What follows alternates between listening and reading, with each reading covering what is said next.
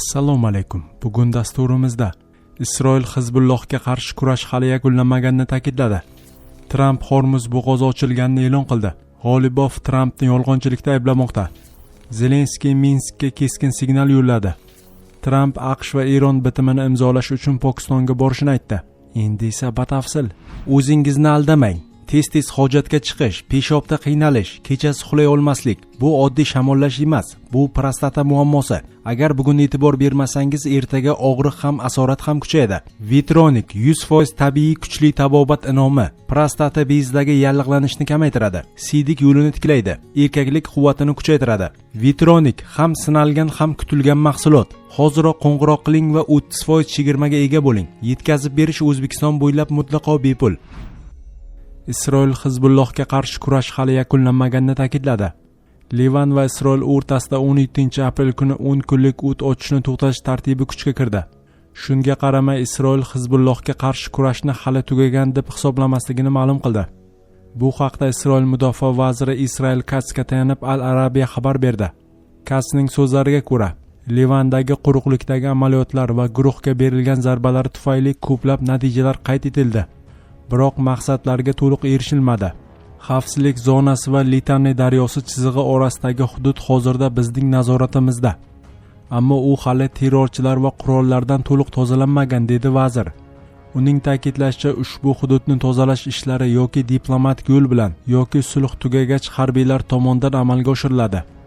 Sulh kuchga kirishi bilan minglab livanlik qochqinlar janubdagi uylariga qaytishni boshladi. Biroq mudofaa vaziri ularni ogohlantirdi.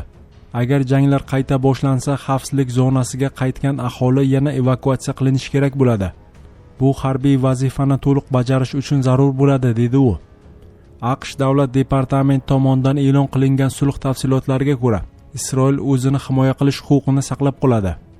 Ya'ni kutilayotgan yoki davom etayotgan hujumlarning oldini olish uchun Hizbullohga zarba berishda davom etishi mumkin. Bundan tashqari Isroil chegarada o'zi o'rnatgan 10 kilometrlik xavfsizlik zonasini saqlab turadi.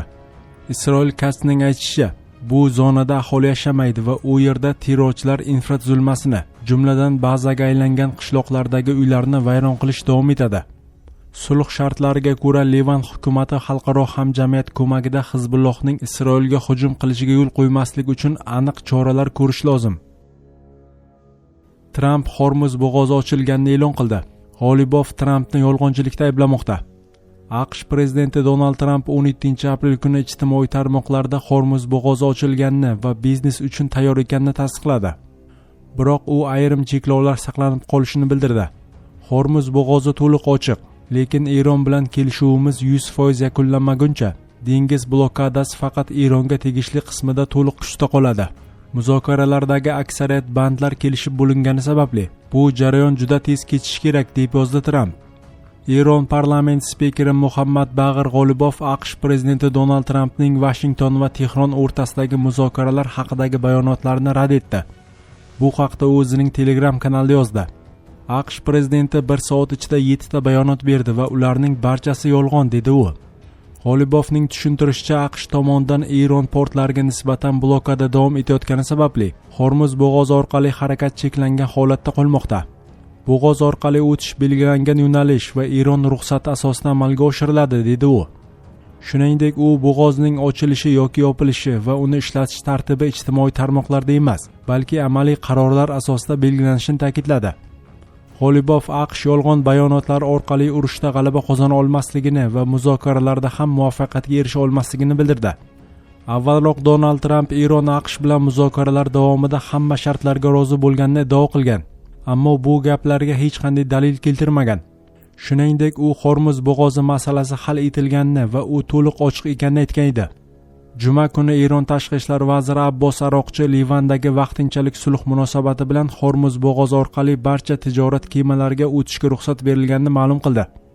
Shundan so'ng Tramp Eronga minnatdorchilik bildirgan. Biroq Eron bilan kelishuv to'liq amalga oshmaguncha uning portlariga nisbatan blokada saqlanishini aytgan.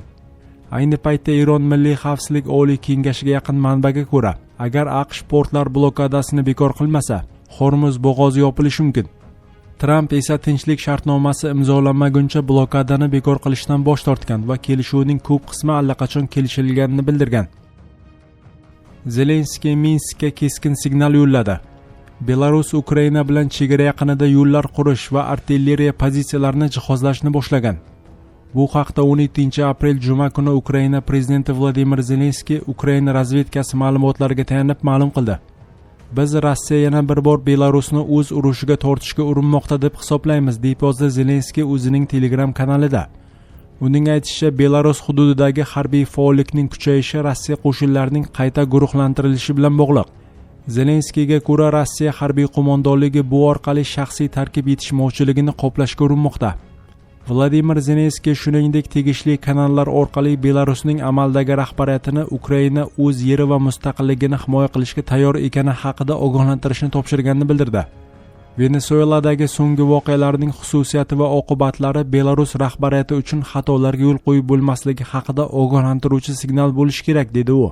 Shu tariqa u AQShning Venesueladagi harbiy operatsiyasi va shundan keyin Venesuela prezidenti Nikolas Maduroning qo'lga olinishini nazarda tutdi.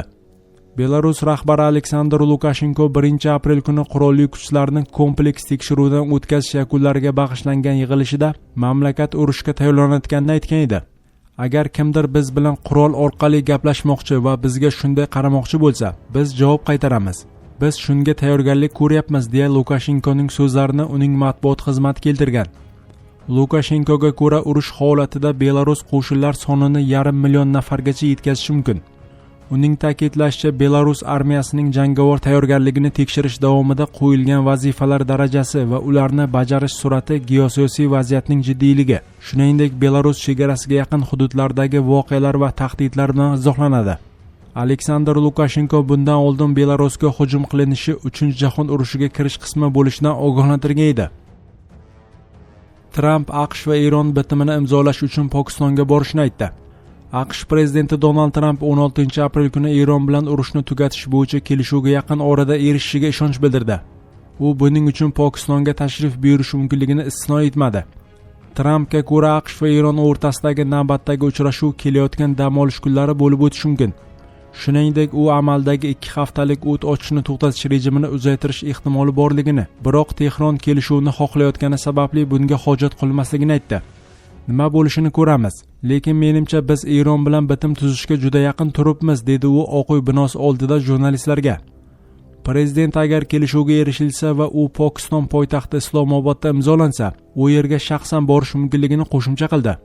Men Pokistonga borishim mumkin, ha. Pokiston ajoyib harakat qildi. Agar bitim Islomobodda imzolanadigan bo'lsa, men u yerga borishim mumkin. Ular buni istaydi, dedi Tramp. AQSh va Eron o'rtasida vositachilik qilayotgan pokistonlik manbaning 17 aprel kuni ma'lum qilishicha, parda ortidagi diplomatiyada siljish kuzatilmoqda. Tomonlarning bo'lajak uchrashuvi o'zaro anglashuv memorandumini imzolash bilan yakunlanishi mumkin. Shundan so'ng 60 kun ichida keng qamrovli bitim imzolanishi kutilmoqda. Har ikki tomon prinsipial jihatdan kelishib oldi. Texnik tafsilotlar keyinroq hal qilinadi, dedi ismini oshkor qilmagan manba.